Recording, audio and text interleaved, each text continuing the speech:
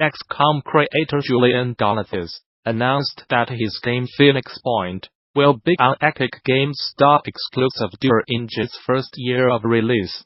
This is yet another example of Epic striking a time exclusive with studios, and this one seemed to work out in developer Snapshot Games' favor. PHOLE at X Point, often described as a spiritual successor to XCOM, ran a successful crowdfunding campaign on Fake back in 2017, and was recently delayed before the exclusivity deal was announced. Bolo admits in the developer video that not everyone will be happy with the one-year exclusive, since they may have had the expectation of playing it on a specific platform when they backed it.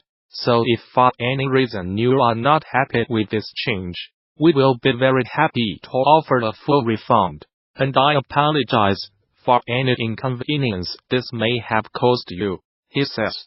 A blog post goes on to explain that those who backed the Phoenix Point campaign or pre-ordered it prior to today will get all paid DLC released during the game's first year for free.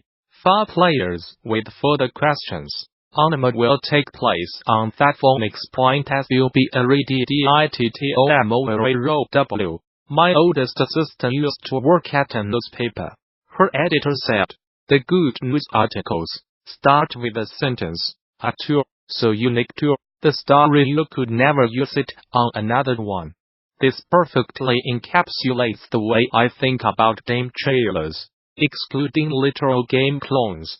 Every game has something unique about it. It's the job of the trailer maker to find that thing.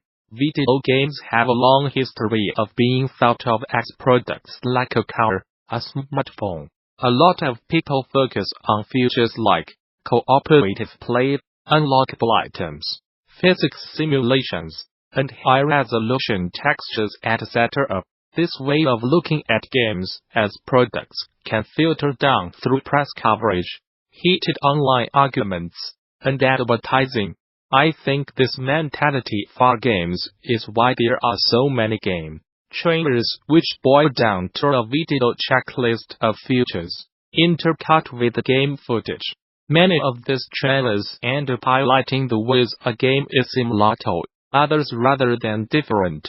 From something Awful's video game style review of World War Z, it's perfectly understandable for new games to incorporate popular game design features. But I do like to think most people take popular ideas and put a unique spin on them. That unique spin is what a trailer needs to start with. And if there's time, it can cite some bullet points which might interest some people. When I see a feature list in a trailer, it's a lot like the experience of going through profiles on dating apps. There are functionally an infinite number of people on dating apps, but surprisingly few profiles stand out in any appreciable way. For example, where I am in Los Angeles, it does not take long to find a person of any gender who in their profile says something to the effect of, I am here in Long enjoying living my life to the fullest. I am a fun-loving person who loves to laugh and is fluent in sarcasm. I enjoy hiking, traveling, cooking, going out to eat, seeing shows, and dancing. But I also like to stay at home and watch Netflix. My favorite movie is The Shawshank Redemption. This is my attempt at a gender-neutral profile. But if it were for a man, the favorite movie would be the Fight Code or Pulp Fiction. It's a thing. Their photos would also include car selfies, Machu Picchu, Snapchat filters, and a sedated tiger. Posing with the tiger also says you are an asshole who does not care about what the tiger had to go through for your photo op. These common qualities quickly become meaningless and make the person seem uninteresting despite the fact there must be something which makes them unique from everyone else. There are a few key things which make a profile stand out. Uniqueness is of course by definition something which stands out from the crowd. I have already cited a number of ways people make themselves look similar to others. But another mainstay of dating profiles are men who take shirtless selfies. Those will not make a guy stand out from the crowd. But a person in 2019 who saw of 1930s musicals will draw attention because it's not something you are likely to find in dozens or hundreds of profiles. There are a countless number of games where you shoot and kill other people or things. These manzonic games poke through the noise. For example, Papers. PLASCWHERE you play a border crossing immigration officer, looking at documents and stamping passports. Or Florence, which is a game about a relationship between a woman and a man where the game interactions are metaphors for their trials and tribulations. Papers. Please Stranger could. They cited its branching narrative, multiple endings, and the number of characters. But it did not. Specificity means digging deeper into an idea. For example, cooking is a very broad interest. For all I know, this person's definition of cooking is microwaving a frozen dinner. A specific example could be cooking pod stickers.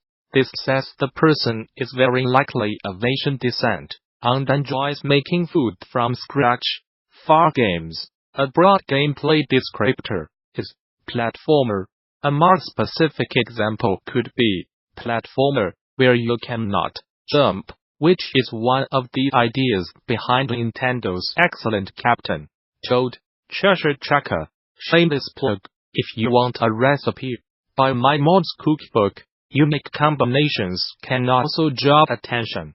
There are some things which are unsurprising to see together, like a person who lists me neighbor TOTOROANDPRINCESS no keys their favorite movies. But what if someone said their favorite movies are My Neighbor TOTOROAND A History of Violence, a first-person shooter, where you are in the military? It's a very cliche combination. But a first-person shooter where time only moves when your movie is unique. There are a lot of games whose entire hook are based on unique combinations. The premise behind the Tokyo Jungle was created by mashing together two words which do not seem like they belong together. If this combination does not interest you, please check your posts. Unique presentation can make the exact same information seem entirely different.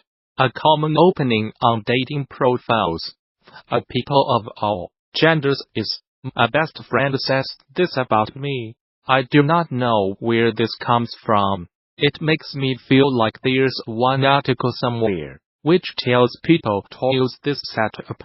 But I have also read profiles which far better of worth stand out because of unique presentation. One I remember for being incredibly long. One used a lot of emoji. Another person chose to format their favorites into lists with only one item per line, instead of in a block of text. Presentation is what trailers have ultimate control over. INTLCUTT and bullet points with game footage is the most basic way to do it. But there are so many ways to show a game uniquely. This trailer for a fishing plane makes a fishing game look like it's the latest high-tech racing game from Sony or Microsoft. In a doubt you played as an ape escaping from a facility.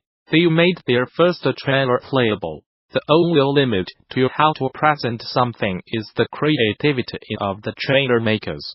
This is one case where a list of features works beautifully, because of the absurdity of the presentation. All this to say, there are so many ways to find something unique to frame a trailer around.